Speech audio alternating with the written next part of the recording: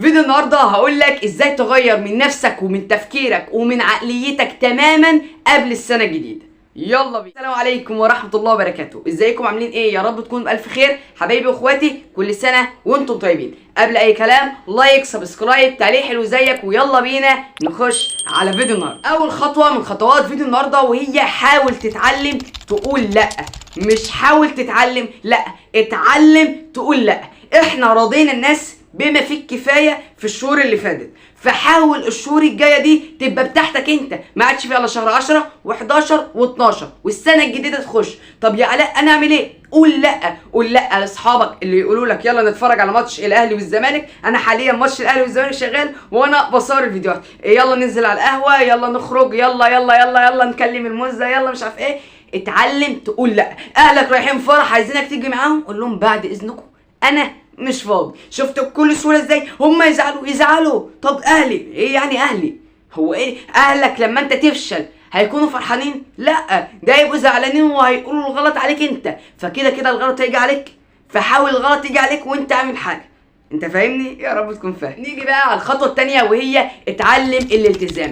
لازم تتعلم الالتزام. طب يعني ايه اتعلم الالتزام؟ يعني كلمتك تكون كلمه راجل. يعني ايه كلمة راجل يا علاء واحنا داخلين خناقة؟ لا مش داخلين خناقة، لكن انت لازم تبقى ملتزم بالحاجة، يعني تخلصها للآخر.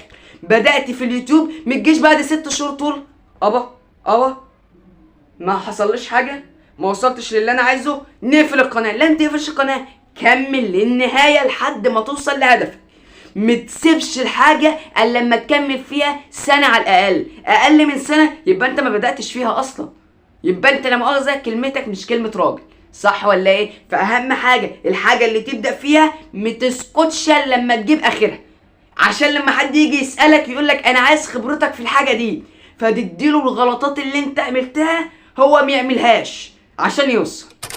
الحاجه الثالثه وهي حاول تخطط ليومك في اليوم اللي قبله. ازاي؟ انا بصور الفيديو ده الساعة 9 بالظبط يوم الاثنين، يعني كلها الساعة بالظبط، وهدخل انام عشان بصحى الساعة 5 الفجر. فيا علاء دلوقتي انت بتعمل ايه؟ انا حاليا بعد ما اخلص الفيديو ده هقوم اخطط لبكره، بكره الثلاث، اقول انا ورايا درس رياضه ورايا درس دراسات وهذاكر كذا وكذا واصحى الساعه كذا، ابقى مخطط ليومي. طب ده خاص بايه؟ بحته تتعلم ايه؟ الالتزام. يبقى هتخطط لليوم اللي جاي في اليوم اللي قبله، يعني صباح الثلاث هتخطط ليوم الثلاث في يوم الاثنين بالليل. تمام كده؟ يبقى فيديو النهارده خلص، وما تنساش تحجز معايا في بتوع اونلاين، هتكون على الرقم اللي ازرق قدامكم على الشاشه ده، وهتكون بسعر رمزي جدا اقل من نص دولار ب 25 جنيه، يعني ببلاش حرفيا. وبرده ما تنساش تطور من نفسك، يعني تطور من ذاتك وتستكشفها. سلام يا بطل.